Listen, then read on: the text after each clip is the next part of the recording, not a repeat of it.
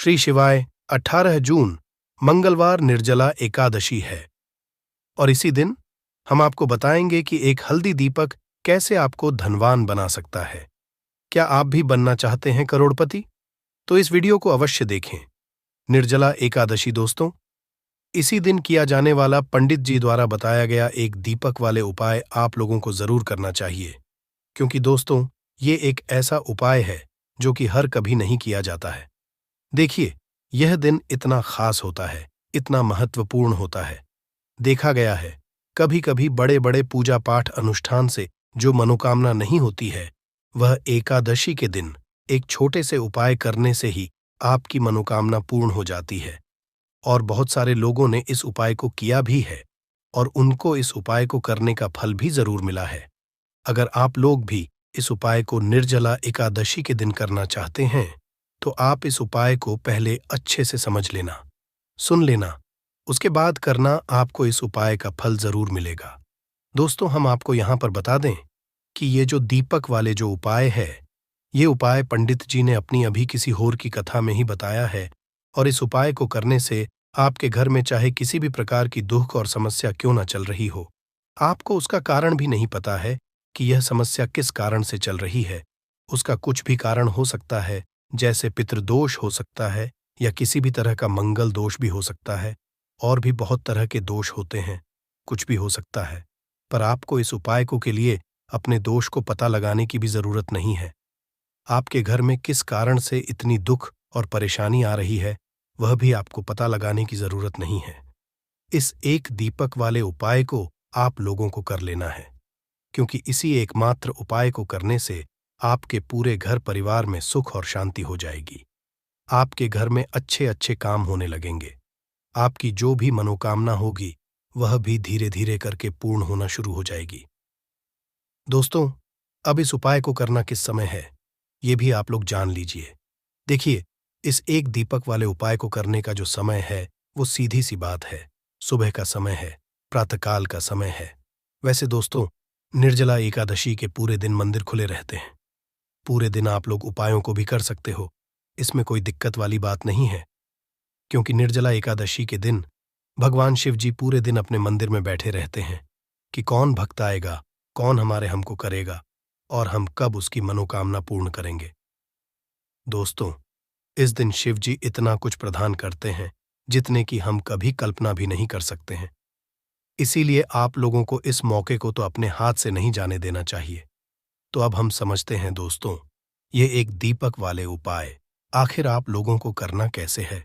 देखिए, विशेष रूप से कोशिश करना, इस उपाय को आप निर्जला एकादशी सुबह सुबह कर लो, पर किसी कारणवश ना कर पाओ तो फिर थोड़े लेट भी कर सकते हो, है ना। और पहली मुख्य कोशिश आपकी यही होनी चाहिए कि घर की जो माता बहन होती हैं उनमें से कोई एक यह वाला उपाय करें। मतलब कि अगर माता बहन उपस्थित ना भी हो तो उस स्थान पर फिर घर का कोई बड़ा जो पुरुष हो वह भी इस उपाय को कर सकता है। कोई दिक्कत वाली बात नहीं है, पर घर के सभी सदस्य को इस वाले उपाय को करने की जरूरत नहीं है। घर का कोई एक मुख्य सदस्य भी इस उपाय को करेगा तो इस उपाय को करने का फल उसके परिवार को जरूर मिल जाएगा। तो देखिए, एक दीपक वाले उपाय है तो सीधी सी बात है कि इसमें हमें एक दीपक की तो आवश्यकता पड़ेगी ही पड़ेगी। तो देखिए, अगर आप यह एक हल्दी वाला दीपक एकादशी वाले दिन अपने घर में जला देते हैं तो देखिए, निर्जला एकादशी का जो दिन है इसकी महिमा कुछ ऐसी है कि जो व्यक्ति एकादशी के दिन में शिव जी को प्रसन्न करने के लिए पूजा करता है, उपाय करता है, शिव जी बहुत जल्दी अपने उस भक्त से प्रसन्न हो हैं। और अगर आपने हल्दी वाले दीपक का उपाय कर लिया तो ऐसा आप मान के चलिए कि शिव जी इतने ज्यादा आपसे प्रसन्न हो जाएंगे कि आपके जीवन की जो निर्धनता और गरीबी है उसे वह जल्दी से जल्दी आपके जीवन से दूर कर देंगे, क्योंकि हल्दी जो है यह शिव जी से जुड़ी है। हल्दी आपके जीवन में बहुत सारी जो आर्थिक तरह की समस्याएं होती हैं, जो आपके घर में पैसा नहीं आता है, पैसा रुकता नहीं है, पैसा बहुत ज्यादा खर्च अगर आपका होता है, धन की बर्बादी अगर आपके घर में हो रही है, तब भी आपको विशेषकर यह हल्दी वाले एक दीपक का उपाय एकादशी वाले दिन जरूर करना चाहिए। देखिए, इसी के साथ आपको बता दें इस बार निर्जला एकादशी पर बहुत ही दुर्लभ संयोग का निर्माण हो रहा है। तो देखिए, आपको बता दें कि शिवजी को अगर आप जल्दी से जल्दी प्रसन्न करना चाहते हैं, अपने घर की गरीबी को जल्दी से जल्दी दूर करना चाहते हैं, तब आपको यह पहला उपाय है एकादशी के दिन। तो उपाय को करने के लिए आपको कौन कौन सी चीज लेनी है और किस समय उपाय करना है। तो देखिए, उपाय को करने के लिए आपको यहां पर लेना है 1 चुटकी काला तिल। ठीक है ना? बहुत ही जरा सा 1 चुटकी काला तिल लेना है और 1 ही चुटकी आपको लेनी है पीसी हुई हल्दी। अब आपको क्या करना है, आपने नहाने वाले जल में 1 चुटकी हल्दी डालनी है और 1 चुटकी काला तिल डालना है और आप इस जल से स्नान करना है। तो देखिए, जब भी आप अपने जल में हल्दी डालकर, विशेषकर अगर एकादशी के दिन आप अपने जल में हल्दी डालकर स्नान करते हैं, तो इससे होता क्या है, आपके जीवन में आपका जो भाग्य आपका साथ नहीं दे रहा होता है, आपके पास जो पैसे आने के रास्ते बंद होते जा रहे हैं, जो आपके जीवन में निर्धनता बढ़ रही है, गरीबी बढ़ रही है, जो आप अपने जीवन में बार बार असफल हो रहे हैं ना, इन सारी चीजों से आप देखें कि आप बाहर निकल कर आ जाएंगे। आपके घर में, आपके जीवन में पैसा आना शुरू हो जाता है, पैसा रुकना शुरू हो जाता है, क्योंकि यहां पर आपकी कुंडली में गुरु की स्थिति बहुत मजबूत हो जाती है, जिसके बाद आप जिस काम को करते हैं उसमें आपको लाभ ही लाभ मिलता है। तो यह पहला उपाय है, एकादशी के दिन इस उपाय को आप जरूर करें। अब बात करेंगे दूसरे उपाय की। देखिए, जो दूसरा उपाय आपको बताने जा रहे हैं, इस उपाय को अगर आप एकादशी के दिन करते हैं तो आपकी सारी अधूरी मनोकामना को शिवजी पूरा कर देते हैं। तो यह उपाय भी विशेष कर करें। अगर कोई भी ऐसी विश है, कोई भी ऐसी इच्छा है आपकी जो अभी तक अधूरी है, पूरी नहीं हो रही है, तो आपको शिवजी को प्रसन्न करना है ये दूसरा वाला उपाय एकादशी के दिन करके। तो देखिए, यहां पर उपाय को करने के लिए आपको लेना है तुलसी की लकड़ी। देखिए, बहुत सारे लोगों के घर में तुलसी का पौधा सूख जाता है और तुलसी की जो टहनियां होती हैं, है ना, तुलसी की ठनी को आपको छोटा छोटा कर लेना है। ठीक है ना? छोटे छोटे पार्ट आप उसको तोड़ लें, डिवाइड कर लें, और फिर आपको क्या करना है, एक लाल कपड़े के अंदर इन टहनियों को रखना है। कितनी लेनी है? आप 2 ले सकते हैं, 5 ले सकते हैं, 11 ले सकते हैं। अगर 11 की संख्या हो तो बहुत उत्तम है। अब आपको क्या करना है, लाल कपड़े के अंदर रखना है और इसकी छोटी सी पोटली आपको बना लेनी है। अब सबसे पहले आपको क्या करना है, इस पोटली को शिवजी के चरणों में स्पर्श करना है, उनके चरणों से स्पर्श करना है। इसके बाद आपको यह पोटली घर में या तो अपने घर के मुख्य दरवाजे पर आपको इसको टांगना है। अंदर की तरफ टांगे, बाहर की तरफ नहीं। ठीक है ना? या फिर इसे आप अपने घर के मंदिर में एक तरफ रख देंगे। देखिए, जब भी आप तुलसी की टनी जो होती है उन्हें अपने घर में कहीं पर भी रखते हैं और शिवजी से प्रार्थना करते हैं कि मेरी यह विश है, मेरी यह मनोकामना है, बहुत लंबे समय से अधूरी है, मेरे जीवन में निर्धनता है, गरीबी है, मेरे घर में सुख समृद्धि नहीं, मेरे घर में क्लेश है। तो जिस प्रकार की भी आपकी समस्या होती है, जो भी आपकी मनोकामना होती है, उसे शिवजी पूरा कर देते हैं और आपकी जीवन की निर्धनता और गरीबी तो कोसों आपके जीवन से दूर हो जाती है, जब भी आप तुलसी की लकड़ी का यह छोटा सा उपाय कर लेते हैं। एकादशी के दिन एक चीज आपको बिल्कुल ध्यान रखनी है कि तुलसी का पौधा अगर आपके घर में सूख गया है, तब आपको एकादशी के दिन उसकी लकड़ियों को निकालना है, क्योंकि एकादशी के दिन तो तुलसी की पत्तियों को भी नहीं तोड़ा जाता है। यह चीज विशेषकर आपको ध्यान रखनी है। ठीक है ना? तो पहले से ही आप तुलसी के पौधे की, अगर आपके पास टहनियां हैं, तभी ये उपाय आप करें। दूसरी चीज कि जिनके घर में तुलसी का पौधा हरा भरा है ना? बहुत सारे लोगों के पौधे सूख गए जाड़ों में, लेकिन बहुत सारे लोग बहुत अच्छे से रखते हैं और किसी किसी के घर में तुलसी का पौधा सूखता नहीं है। तो उन्हें क्या करना है, उन्हें तुलसी के पत्ते लेने हैं। ठीक है ना? तुलसी के 2 पत्ते लेने हैं और आपको जब भी आप शिवजी को भोग लगाते हैं वैसे आप लगाते ही हैं, हर बार अपने घर में तुलसी के पौध पत्तों के साथ, लेकिन एकादशी के दिन विशेषकर आपको तुलसी के 2 पत्ते शिवजी को उनके भोग में अर्पित करने हैं। जो भी आप उन्हें भोग लगाते हैं, जिस चीज का भी, उसके साथ आपको तुलसी के 2 पत्ते जरूर शिवजी को अर्पित करने हैं। एक चीज ध्यान रहे, भूल कर भी आपको इस दिन चावल खाने ना है, और चावल का भोग भूल कर भी आपको किसी भी देवी देवता को नहीं लगाना है, ठीक है ना? क्योंकि चावल खाना इस दिन महापाप होता है। ऐसा बिल्कुल भी ना करें। भूल कर भी आपको यह चीज नहीं करनी है।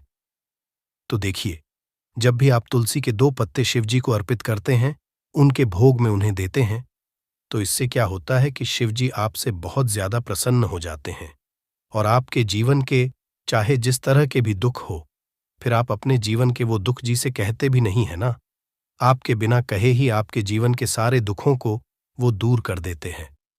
चलिए अब बात कर लेते हैं। एक चुटकी हल्दी डालकर दीपक आपको कहां पर लगाना है, उपाय को कैसे करना है, और कैसे यह एक चुटकी हल्दी वाला दीपक आपके जीवन की निर्धनता को तो दूर कर ही देगा। मां लक्ष्मी की ऐसी कृपा आपके ऊपर बरसेगी कि आने वाली 7 पीढ़ियों को भी न धन की कमी नहीं होगी। इतना ज्यादा शिव जी आपसे प्रसन्न जाते हैं। इस एक उपाय को करके देखिए। पहली चीज आपको बता दें कि हल्दी जो है, यह आपके जीवन में बहुत सारी अच्छी अच्छी चीजों को लेकर आती है, जैसे कि पैसे को बढ़ाने का काम करती है, और आपके घर में धन आने के स्रोत अगर बंद हो गए हैं, धन आने का रास्ता अगर आपके घर में बंद होता जा रहा है, उसे खोल देती है। क्योंकि आपके घर की नेगेटिव एनर्जी है, नकारात्मक ऊर्जा है, बुरी शक्तियां हैं, इन सारी चीजों को हल्दी कर देती है। क्योंकि जहां पर हल्दी होती है, वहां पर ये सारी चीजें रहती ही नहीं है। तीसरी चीज, हल्दी शिवाजी से जुड़ी है, तो शिव जी आपसे तुरंत प्रसन्न हो जाते हैं। जब भी आप हल्दी का कोई उपाय करते हैं, तो आपको पीसी हुई एक चुटकी हल्दी लेनी है, और ये एक चुटकी पिसी हुई हल्दी आपको दीपक के अंदर डालनी है।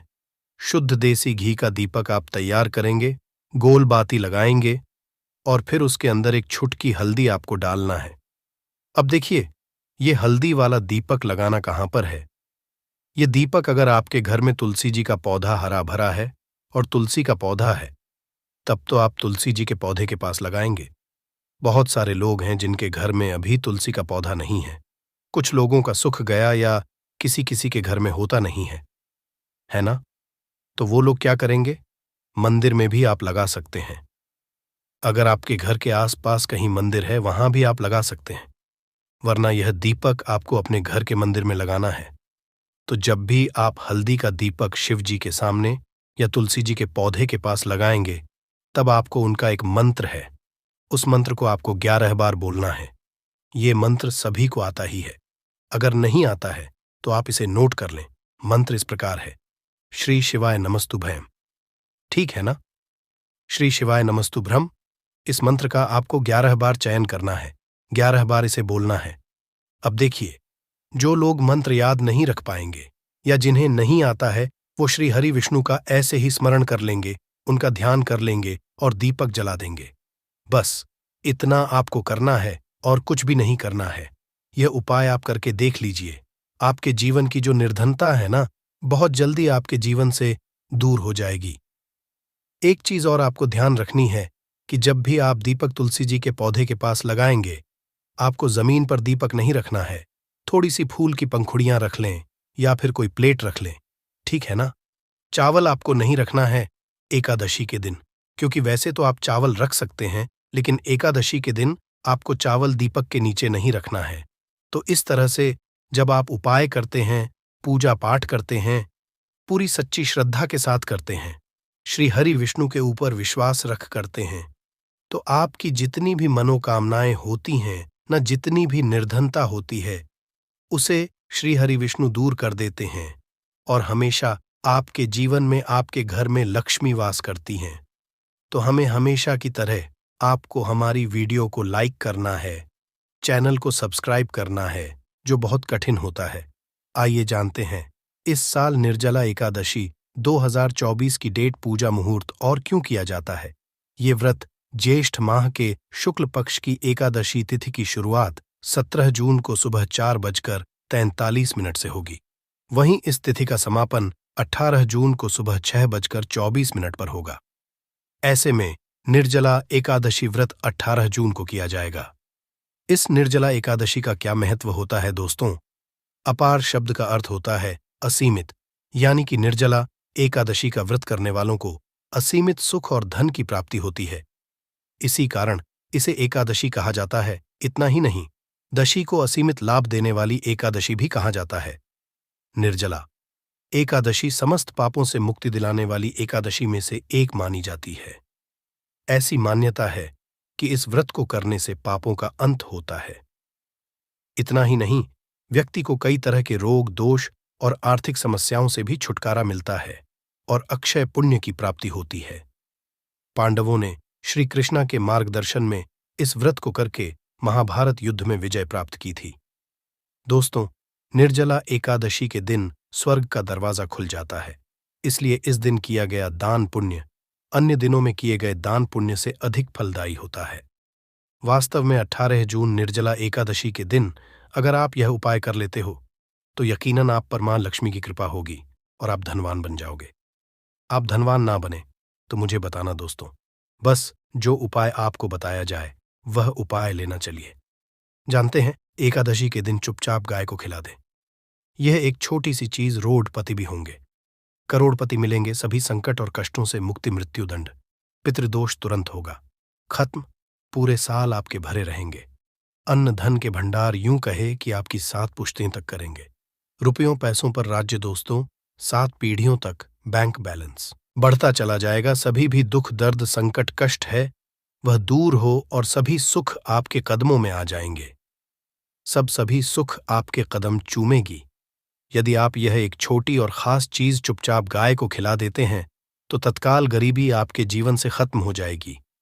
यूं कहे व्यक्ति रंग से राजा बन जाता है और 33 कोटि देवी देवताओं को धारण करने वाली गौ माता की भी कृपा व्यक्ति पर आजीवन बरसती है। व्यक्ति के घर में कभी भी अनंत धन वस्त्र कमी नहीं होती है। धन के भंडार व्यक्ति के घर में भरे रहते हैं। व्यक्ति के जीवन से काल गरीबी खत्म हो जाती है। तो दोस्तों, कौन कौन से वे गाय से जुड़े खास और महत्वपूर्ण उपाय हैं जिन्हें यदि आप एकादशी के दिन कर लेते हैं तो दोस्तों, यकीन मानिए आपके घर में अन्न धन के भंडार सदैव भरे रहेंगे। जो भी जीवन के दुख, दर्द, संकट, कष्ट हैं वह सभी दूर हो जाएंगे। इस वीडियो में हम आपको उसी एक खास और महत्वपूर्ण चीज के बारे में बताएंगे, क्योंकि आपको एकादशी के दिन गाय को जरूर खिलानी है। तो दोस्तों, फायदे के लिए पूरा वीडियो देखना। यदि आज की इस वीडियो को अपने बीच बीच में से देखा, काट काट कर देखा, तो यकीन मानिए जीवन में आपको कभी सफलता हासिल भी नहीं होगी, क्योंकि इस वीडियो में आपको कुछ ऐसे उपाय गाय से जुड़े बताने वाले हैं जिन्हें करने से आपके जीवन के जो भी दुख, दर्द, संकट है या कामयाबी होने में कोई बाधाएं आ रही, सभी से छुटकारा मिलने वाला है। यूं कहे कि आपके जीवन में अपार धन, सुख, संपत्ति की प्राप्ति हो जाएगी। कभी भी धन से संबंधित परेशानी नहीं रहेगी। आर्थिक स्थिति आपकी प्रबल हो जाएगी। धन प्राप्ति के योग्य बन जाएंगे और जीवन में सदैव अनंत धन के भंडार आपके घर में भरे रहेंगे। अनंत धन वस्त्र कभी कमी नहीं होगी आपके घर में। तो दोस्तों, आज का वीडियो पूरा देखकर जाना। यदि आप चाहते हैं आप और आपके परिवार पर सदैव गौ माता की कृपा से, आपके पितरों की कृपा से, देवी देवताओं की कृपा से, तो दोस्तों वीडियो को देखकर जाना। बहुत ही फायदेमंद वीडियो है। पूरे 50 सालों के बाद ऐसे दुर्लभ संयोग है, तो पूरा वीडियो देखकर जाना। यदि आप लाभ हासिल करना चाहते हैं और 7 पीढ़ियों तक कभी कोई किसी तरह की कमी ना हो, ये फल चाहते हैं, तो वीडियो को पूरा देखकर जाना। बहुत ही लाभप्रद वीडियो है आपके लिए। दोस्तों, वीडियो को आगे शुरू करें उससे पहले आपसे रिक्वेस्ट करते हैं कि इस वीडियो को लाइक कर चैनल को सब्सक्राइब कर देना और कमेंट बॉक्स में सच्चे दिल से जय गौ माता लिख देना, जिससे माता की कृपा आपके और आपके परिवार के ऊपर सदैव बरसती रहे। और ज्यादा से ज्यादा वीडियो को शेयर जरूर करना ताकि और लोग भी इस वीडियो के माध्यम से लाभ हासिल कर सके। इन उपायों को करने से अपने जीवन में सदैव धन, सुख, संपत्ति की प्राप्ति कर सके। तो शेयर करना ना भूले इस वीडियो को, जिससे और लोगों का भी भला हो। आपको बता दें, इस दिन तीर्थ स्नान करना बहुत ही फलदायी समझा गया।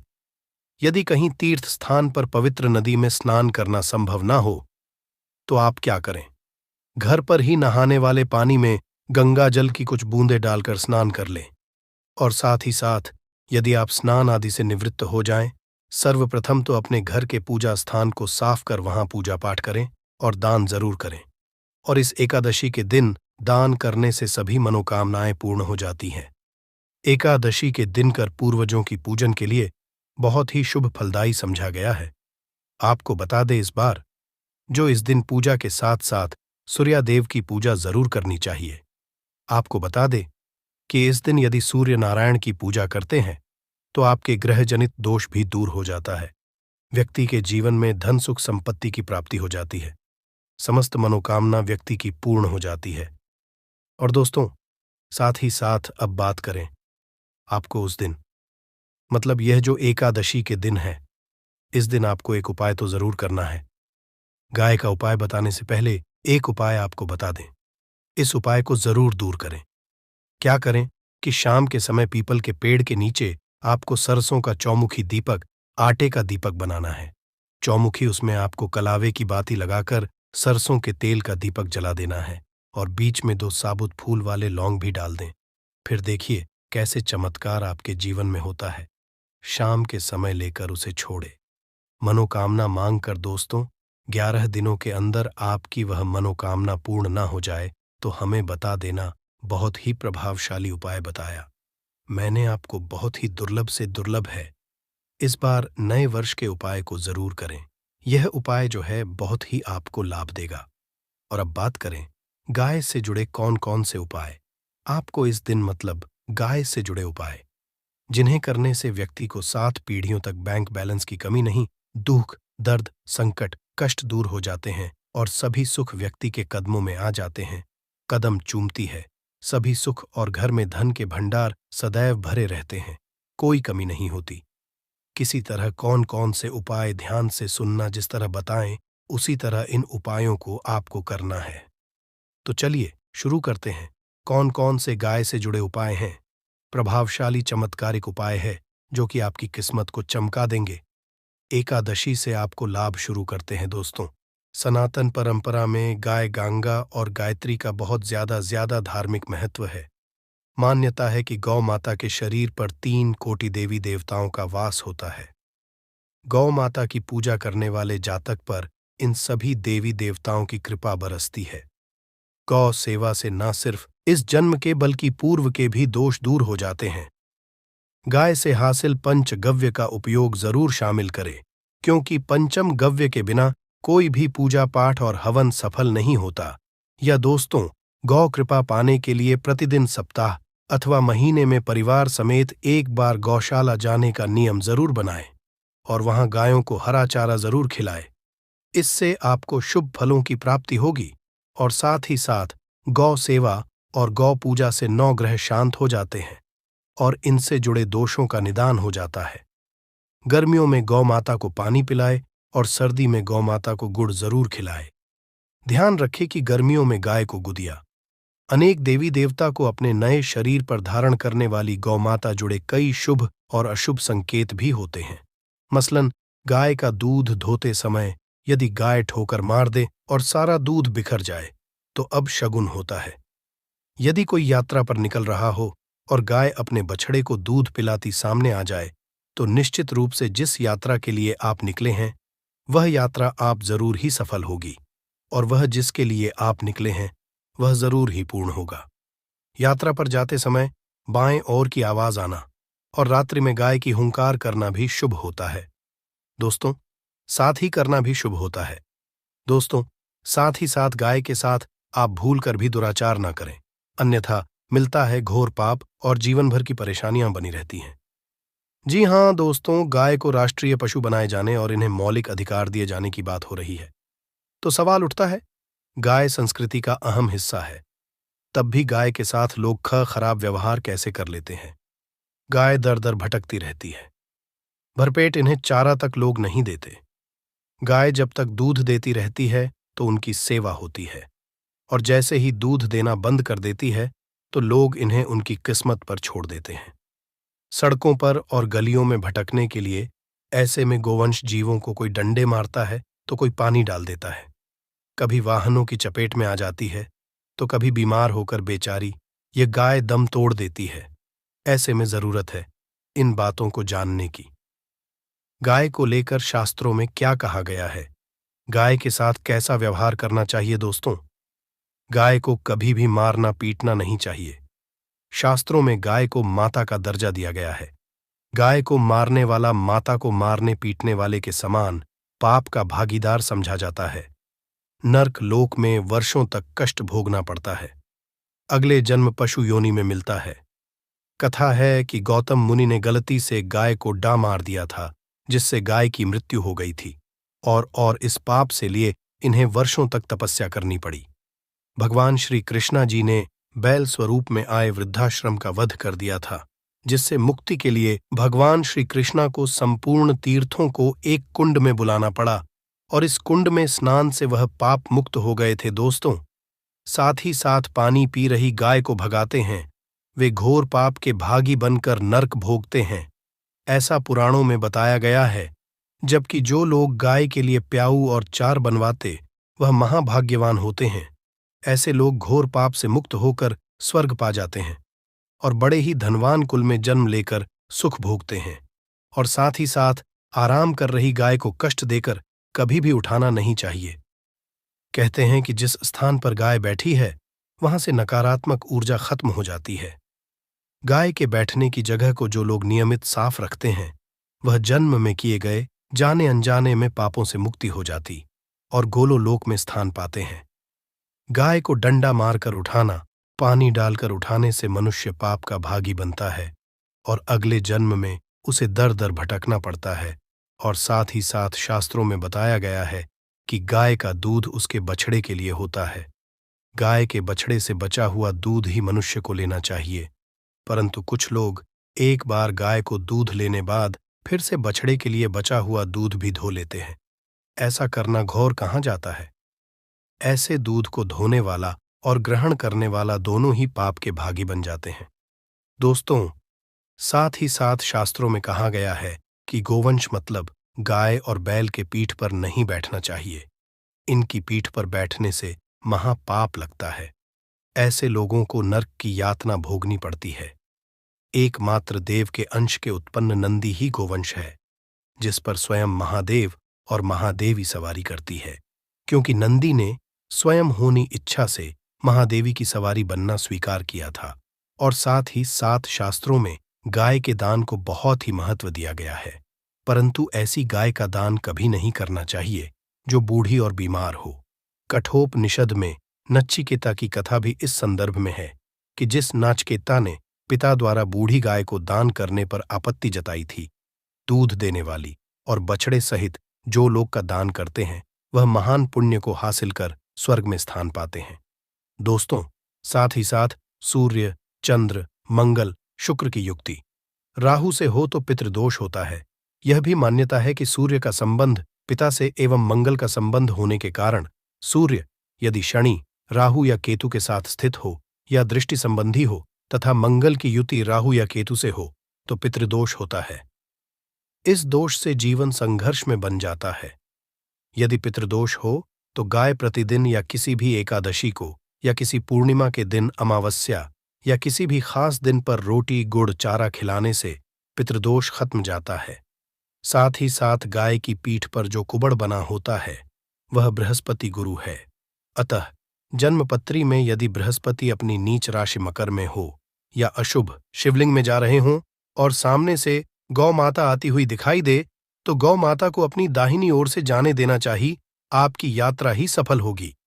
और जिस घर में गाय होती है उसमें वास्तु दोष स्वतः ही खत्म हो जाता है। और साथ ही साथ आपको बता दे कि गाय को आप भी रोटी बनाएं, प्रतिदिन ताजी रोटी ही बनाएं। गाय को अगर आपने रोटी बनाई है तो कोशिश करें कि उस रोटी को आप तुरंत ही गाय को दे दें। अगर आप उस रोटी को रख दें और उस रोटी को अगले दिन देंगे तो वह रोटी बांसी मानी जाएगी। गाय को कभी भी बांसी रोटी ना दे, इससे नकारात्मक ऊर्जा वास करती है और जो भी काम आपके बनने वाले होंगे वह काम भी आपके बिल्कुल भी नहीं बनेंगे। इससे आपके घर में हमेशा दर्द देवता का वास रहेगा और आप जिस भी काम को करेंगे उस काम में आपको हमेशा असफलता ही हाथ लगेगी। इसलिए कोशिश करें गाय को रोजाना ताजी रोटी बनाकर खिलाएं और रोटी को बिल्कुल न रखें। बासी रोटी गाय को ना दें और साथ ही साथ सड़ी गली चीजें गाय को नहीं खिलानी चाहिए। घर में कोई फल है, कोई सब्जी है, सड़ जाए तो लोग क्या करते हैं? गाय को देते हैं नहीं, ऐसा नहीं करना चाहिए। ऐसा करने से यदि आप गाय को खिलाते हैं तो आप पाप के भागी बन जाते हैं। आप बिल्कुल सड़ी गली चीजें गाय को ना खिलाएं और साथ ही साथ एकादशी पर आटे की 11 लोहियां बनाकर उनके ऊपर हल्दी लगाएं। इसके बाद गाय को खिलाएं। हर एक लोही को खिलाते समय गाय के सिंघवाल आपके जीवन में खुशियां ही खुशियां होंगी। और एक बार एकादशी पर आप 7 बार गाय की परिक्रमा भी कर लें तो आपके समस्त काम होंगे। और दशी पर साथ ही साथ आप गाय को जब भी रोटी दे, रोटी पर या तो आप थोड़ी हल्दी लगा लें या थोड़ा गुड़ रख ले।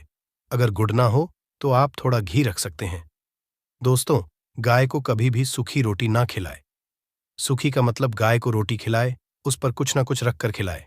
हल्दी रख ले, गुड़ रख ले, मिश्री घी या जो भी रख ले, मतलब खाली नहीं खिलानी है। इतना करने मात्र से आपके जीवन के सभी दुख दर्द समाप्त। नहीं तो आपके अंदर ऐसी गर्मी आएगी कि आप निकालने के लिए पागल हो जाएंगे कि ये गर्मी निकले। कहाँ ये पति पत्नी जरूर देखें। दोस्तों, अमरबेल एक तरह की लता होती है और ये जीन्स भी पेड़ पर लिपटी होती है। उस पेड़ की समस्त जितनी भी शक्ति होती है उसे अपने अंदर में खींच लेती है, चुंबक की तरह खींच लेती है और उस वृक्ष को बिल्कुल ये सूखा देती है। आयुर्वेदिक की दृष्टि से भी अमरबेल बहुत ही उत्तम होता है। आज हम आपको वास्तु टिप्स के माध्यम से बताएंगे कि अमरबेल अगर आपने खा ली तो समझो आप सामने वाले की आवाजें निकाल हैं। दोनों पार्टनर पसीने में हो सकते हैं। दोस्तों, इसमें बहुत सारे चमत्कारी गुण पाए जाते हैं। कई तरह की विभिन्न तरह के यह बीमारी को ठीक करने का काम करते हैं। और अगर अध्यात्म की दृष्टि से देखा जाए तब भी यह बहुत सारे हमें चमत्कारिक लाभ प्रदान करते हैं। और इसकी खास बात यह, जीस भी पेड़ पर लिपटी होती है, उसकी समस्त शक्ति को अपने अंदर समाहित कर लेता है, खींच लेता है और यह उसी पेड़ के अनुरूप आपको फल प्रदान करते हैं। अमरबेल खेतों में बहुत आसानी से देखने को मिल जाते हैं। इसकी पतली पतली शाखाएं निकली होती हैं। वैसे अगर आप ग्रामीण इलाकों में हैं, ग्रामीण इलाकों से हमारी वीडियो को देख रहे हैं, तो इसके बारे में आप सभी दर्शकों को जरूर पता होगा। ये कहीं भी बहुत आसानी से आपको देखने को मिल जाती है। तो चलिए, आज मैं आप लोगों को वीडियो के क्रम में अमरबेल के बारे में ही कुछ विशेष रूप से जानकारी बताऊंगा। यदि अमरबेल का रस उबली हुई अमरबेल का रस शरीर के इस हिस्से पर लगा दें, आपके अंदर जैसे ज्वालामुखी गर्म होती है, उसी